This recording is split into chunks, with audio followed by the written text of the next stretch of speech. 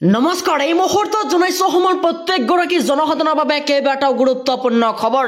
আজি হৈছে ২৭ মে। আজিৰ দিনটোৰ কেইবাটাও গুৰুত্বপূৰ্ণ খবৰ। ৫,০০০ টকা নিদিলে কাম নুঠে অৰুণোদয় আঁচনিত। বিজেপি সদস্য চুলতানৰ বিৰুদ্ধে এবাৰ ভয়ংকৰ অভিযোগ। এই মুহূৰ্তত জনাইছো ৰাজ্যবাসীৰ বাবে এক ডাঙৰ খবৰ। অৰুণোদয় আঁচনিৰ দুৰ্নীতিৰ বিৰুদ্ধে এবাৰ তীব্ৰ প্ৰতিবাদ। ৫,০০০ টকা নিদিলে নাম নুঠে অৰুণোদয় আঁচনিত।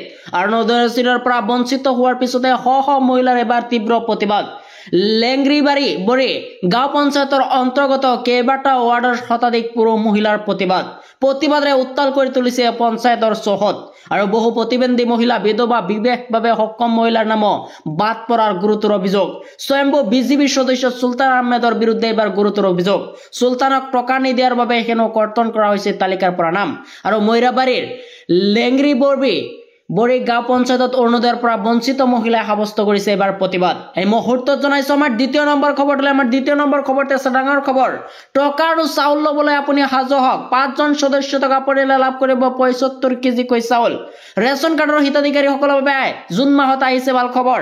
১ জুনৰ পৰা আৰম্ভ হ'ব অন্য সেৱা দিন। আৰু কোন পৰিয়ালত কিমান সদস্য আছে? ২জন সদস্যৰ ঘৰত পাব ৩০ কেজি চাউল, ৩জন সদস্যৰ ঘৰত পাব ৪৫ কেজি, আৰু ৪জন সদস্যৰ ঘৰত পাব ৬০ কেজি, আৰু ৫জন সদস্যৰ ঘৰত পাব ৭৫ কেজি। আৰু প্ৰতিগৰাকী ৰেচন কাৰ্ডৰ হিতাধিকাৰীয়ে একেলগে লাভ কৰিব ১৫ কেজিকৈ চাউল। আৰু ৩ মাহৰ ৰেচন একেলগে লাভ কৰিব। আৰু আহি গ'ল ৰেচন কাৰ্ড সংগ্ৰহ কৰাৰ এবাৰ নতুন নিয়ম।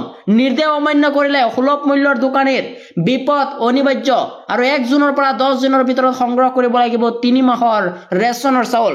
এই মুহূৰ্তত জনাইছো আমাৰ ৪ নম্বৰ খবৰতে আছে ডাঙৰ খবৰ। দেশত কভিডৰ দ্ৰুত সংক্ৰমণ। ১,০০০তকৈ অতিক্ৰম আক্ৰান্তৰ সংখ্যা। পুনৰ ভয়াৱহ ৰূপত আহি আছে কভিড মহামাৰী। ভাৰতত ১,০০০ ঘৰ অতিক্ৰম কৰিলে আক্ৰান্তৰ সংখ্যা। দ্ৰুত গতিত বিয়পি পৰিছে কভিড আক্ৰান্তৰ সংখ্যা। ভাৰততো তীব্ৰ গতিত বিয়পি পৰিছে কভিড সংক্ৰমণ। আৰু দিল্লীত ১০০লৈ বৃদ্ধি পালে আক্ৰান্ত লোকৰ সংখ্যা। আৰু কেৰালা, মহাৰাষ্ট্ৰ, দিল্লীত কভিডৰ সংক্ৰমণ এতিয়া বৃদ্ধি পাইছে। আৰু কেৰালাত ৩৩৫ জন ধৰা পৰিছে কভিড আক্ৰান্তত। আৰু মহাৰাষ্ট্ৰত ৪৩০ জন ধৰা পৰিছে। এই মুহূৰ্তত জনাইছো আমাৰ ৫ নম্বৰ খবৰতে আছে ডাঙৰ খবৰ। আপোনাৰ সন্তানক শীতল পানী কিনি দিওঁতে সাৱধান। পেকেটত এয়া কি ওলাইছে চাওক। আপোনাৰ সন্তানক মাজা বা কোনো শীতল কোমল পানী কিনি দিওঁতে সাৱধান হওক, কাৰণ মাজাৰ পেকেটত ওলাইছে এবাৰ অখাদ্যজাতীয় সামগ্ৰী। আত্মসহায়ক গোটৰ টকা আনিবলৈ যোৱা মহিলাক দিয়া মাজাৰ পেকেটত ওলাইছে এবাৰ লেতেৰা সামগ্ৰী। বঙাইগাঁও জিলাৰ বটামাৰীৰ ডাকানাবাৰীত এই ঘটনা। আৰু আপোনাৰ সন্তানক মাজা কিনি দিওঁতে আপুনি সাৱধান হওক, কাৰণ মাজাৰ পেকেটত ওলাইছে এবাৰ অখাদ্যজাতীয় সামগ্ৰী।